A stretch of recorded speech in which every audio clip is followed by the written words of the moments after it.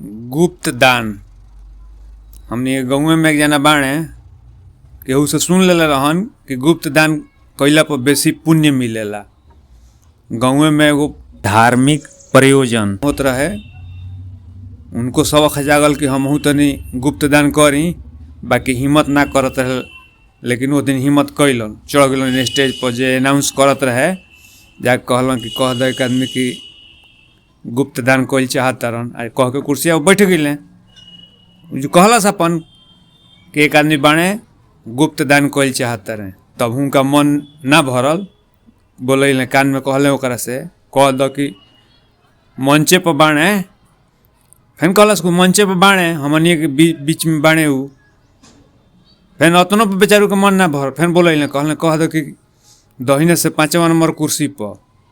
कहलस जाके फिर कि दहिने से 5वां नंबर कुर्सी पर बाणे उ गुप्त दान कइल चाहत रहे। बिहान भिले ओकरा घरे आदमी गइले कि रवा कहले रही दान करे के, तो हाँ याद बा याद बा। चेक काट के दे दिलस। चेक लेके आदमी बैंक में गइलन तो चेक बैंक वाला खिसिया गइल, कहता है ए चेक पर नाम लिखल बा। आदमी लेके अइलन घरे, ओकरा भीड़ फेन गइलन कि अजी रवा नाम नहीं लिखल है।